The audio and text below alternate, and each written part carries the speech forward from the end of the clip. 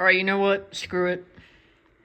I am making a video about this after all because I just cannot, for the life of me, be quiet about any of it anymore.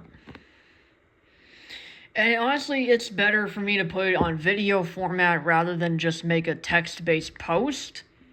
I mean, a post is good, but it's a lot better if you hear it straight from the horse's mouth. Like, actually hear me talk, you know? Because this year, I said it in the post, but again, it just has to be said. 2025 was a shit year for me. And for a lot of other people, too. But basically, I'm just here to talk about my experiences this year, and I mean, there's positive stuff that happened too, but first, I just want to address the negatives just because my mental health has taken a turn for the worse. This year especially. I mean, saying that 2022 was the worst year of my life would be a massive understatement. Because 2025 takes the cake for being the worst year of my life. And right now, I'm just going to go ahead and explain what happened exactly and why 2025 was not good. So we're going to address the main elephant in the room. The situation that has caused my mental health to really just spiral. So, I know it's going to be hard to believe, but this really did happen. I was swindled out of thousands of dollars from a rather scummy, bitchy coworker who would never leave me alone, and this was in real life too. And basically, she had tried to sabotage my relationship with my now fiance. She had also physically abused me by touching me inappropriately and pulling me really hard on my arm and even on my hair, too. And my hair isn't even that long. But it's just, thinking back now, I cringe. And this particular coworker had made my mental health so bad that I had considered doing SH several times. So I'm not saying the whole phrase here, but you can probably figure out what SH stands for. I've seen people shorten it like that. You can figure that one out, because I'm not going to risk getting my channel flagged for, you know. And because of this bitch, I had lived in fear for several months because she forced me to keep all this a secret. She told me not to tell my parents or anyone else about what happened. But eventually I did tell them after I had finally escaped her captivity. I mean, back then I felt trapped and I couldn't do anything. I literally couldn't tell anybody because if I did, she would probably accuse me of snitching. I mean, she accused me of lying before, and she had gaslit me into believing things about myself that are 100% not true. Like, oh, she was like, no, all you care about is money, which is not true at all. I care about my safety, okay? That's what I care about. And her asking me all these personal questions just drove me to my breaking point several times. I mean, like I said, I considered doing you-know-what several times because of her. It's so ridiculous. People like that, I'm just going to say it right now, people like her should not be allowed in the workforce, period.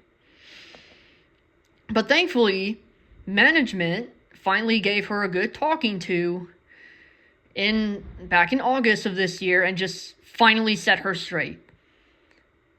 And thankfully, she has left me alone ever since, but, you know, the pain is still here, and I still get panic attacks once in a good while because of just being reminded of her constant abuse. And I had to deal with this abuse for nearly 6 months, okay? That's a long time. Like, I couldn't catch a break from that stupid bitch. And you know, that doesn't help the fact that I had to deal with a manipulative... please excuse me. I had to deal with a manipulative scumbag online, too. And they would also lie about other people and they made me distance myself from one of my very good friends. And if you're watching this, I'm so sorry about what happened, and I regret ever distancing myself from you. If you're watching this, that part's, again, if you're watching this, I'm sorry. And I don't want to distance myself from you ever again. I don't want anybody or anything to distance myself from you or any other of my good friends ever again. And by the way, said scumbag also recently was outed as a groomer, so that basically adds a lot of salt to the wound, adding insult to injury, in other words. So not only that, but my abuser from 2022, Yellow Doggy, decided to come back on Instagram in April of this year and harassed one of my friends and said mean things about me that are not true at all. Excuse me. So, thankfully my abuser blocked me before that all happened, but it hurts me that this PDF file creep bastard still hasn't learned anything. He hasn't learned his lesson at all. Just, nearly 3 years after I cut ties with him, he still hasn't learned anything. He's still trying to regain relevancy, but that's not going to happen. And you know what? I still have screenshots of what happened, and said friend will be censored. They will remain anonymous, unless they wish to speak up in the comments section, if they want to. I'm not forcing them to, but anyways, here's what the scumbag, my first abuser, said. So he said, and I quote, "Hey there, it's me, just some random giraffe, but oh gosh, these names just take me back to a period I wish to forget, but here we go. But you might remember me as GamerGhost14 or GamerDoggy. Sound familiar? For the last few years, I've suffered a lot of trauma, bullshit, from the things that have happened to me because of that anal fuck-faced black and white cat. It seems like Yuki, hey, that's me, was always, and I mean always, trying to get me off the internet. And that is true. I mean, I've made so many videos on the guy. Like I've said in some other videos, I have a whole playlist on that guy literally exposing him. So if you want to watch those videos, just please do so. I recommend you watch them because this guy just cannot get away with this anymore, okay? He's got to go. And then he says, well, that isn't the case here because somehow, some way, I always come back. All right, who are you? Who are you? William Afton from Five Nights at Freddy's 3? You're not Springtrap. You're not William Afton. And the thing he says about living in the same state as my friend, well, okay, I don't know how on earth he figured that out at all. And I'm not going to say what state he lives in. I know what it is, but I can't just go around doxing people. I'm not going to do that. Okay? Just please don't go after them. If this GamerGhost14 person, they go by, on Instagram, they go by BEFan05 now. So, if you see him on Instagram, block him. Just block and report his account. That's it. Please do not harass him. But then my abuser says, I still have an account, of course. I don't know what account he's talking about, but that doesn't really matter. He says, I still have an account, of course, but I wouldn't obviously give the name away, so you'd figure out. Oh wait, you won't figure it out. But seriously, leave me alone. What do you mean, dude, stop playing the victim card. Just stop, okay? Just please, just accept your fate and stop trying to come back. Just please stop. Okay, anyways, but seriously, leave me alone. I've been through enough. And you really think being a pedo, or P3DO, like what you and Yuki called me, is a defining characteristic of me? How sad. So you're literally just admitting to being a P3DO. You're literally just admitting it right there. Like, are you really that stupid? Are you really not that self-aware? You're giving yourself away. Just please, Yellow Doggy, if you're watching this, please leave me and my friends alone. Just stop.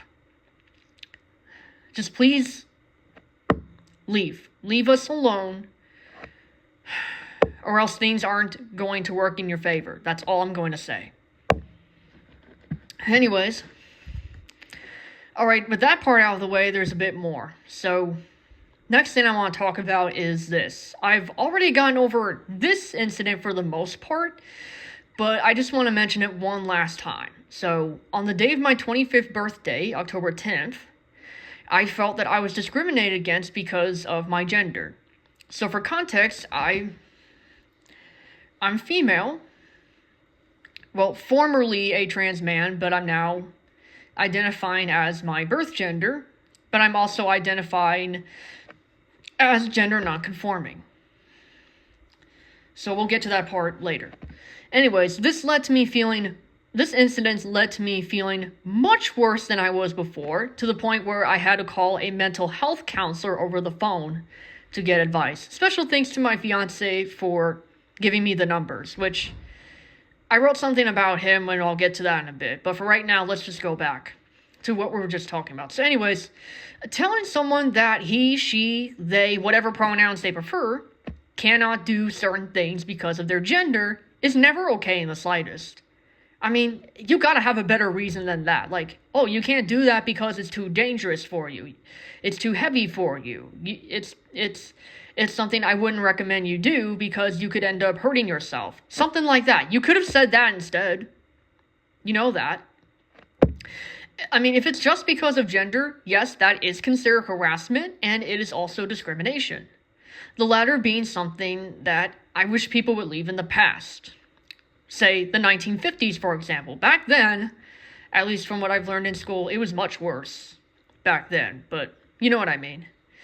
And you wonder why I also identify as not conforming. And I'm tired of people trying to limit the things I enjoy or want to do simply because of my gender identity. If they can't handle that, or if they can't learn from these things, then that's their problem, not mine. I cannot control what other people say, do, or think. That's on them. So, to put the final nail in the coffin, my cat Gracie,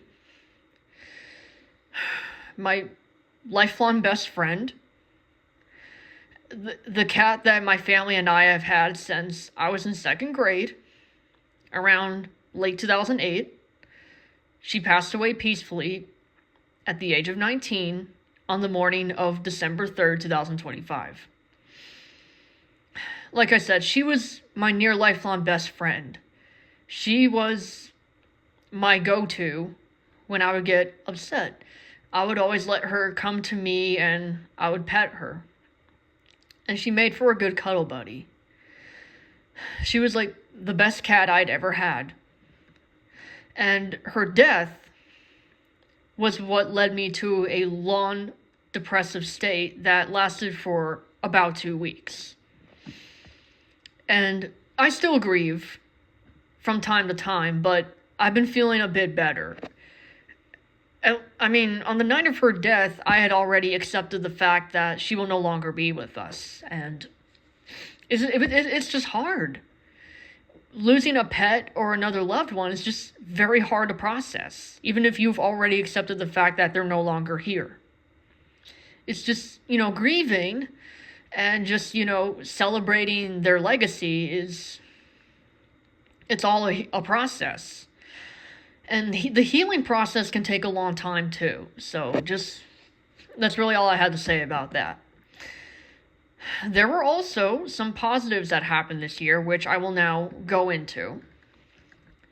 So on March 23rd, 2025, that was the start of my relationship with Corey, who is now my beloved fiance. We got engaged on November 27th, 2025, aka Thanksgiving Day, of all days. He and I have done a lot together, and we've stuck together through thick and thin, despite all the bad things I went through that I mentioned earlier on in this video. He loves me unconditionally, despite my faults, despite everything, and in turn, I love him the same way. He's my safe haven, my sweet geek boy, my partner. And I would not want him any other way. So, Corey, if you're watching this right now, thank you. Thank you for being there for me. And thank you for caring so much about me when I feel like no one else would. You are the best person I've ever gotten to know. And I love having you by my side. I've also discovered and played new rhythm games this year, including Mai Mai, Chuntham, Project Sakai, and Chrono Circle. Special thanks to Round 1, by the way. Thanks to Round 1 that I got to know these newer games. And that gives me a good opportunity to just play them, you know? I've also gotten more into Vocaloid in general, which I believe has also positively impacted my life, and I also got into more anime, most notably Panty & Stocking, both the original and the new series. My fiance and I binged it back in November, and we both really enjoyed it. We got such a good kick out of it. So now, because of that experience, whenever I see anything related to Panty & Stocking, or if I just end up watching a clip, you know, I always go back to watching clips of Panty & Stocking whenever I feel down, because it always reminds me of my fiance. Always. And always. It's just such a good show. Despite some of its problematic elements, it's just so funny. It's better than Vivzy Pop, I'll put it that way. So, with that said, I'm hoping 2026 is better, not only for me, but for everyone else too. And just a word of advice. Just please look after yourself and just take care of yourself. Look after your own mental health. And if you feel like your mental health is getting a bit worse, then don't be afraid to ask for help and guidance. Just, you know, if you've got a family member or a friend you can talk to about these issues, then feel free to turn to one of them and let them help you. Just never be afraid to ask for help. It's very important that you look after your own mental health, because if you don't, then you're only hurting yourself. And it's not fun to have others just see you hurt and to see you suffer in silence. If you need to speak up about anything that's troubling you or hurting you, just don't be afraid to do so, because you've got people on your side who will help you throughout all of this. You have people who will have your back through everything. That's all I have to say for this video. If you've made it all the way to the end, or if at least you've gotten to this point, thank you for listening. And thank you so much for watching. Take care.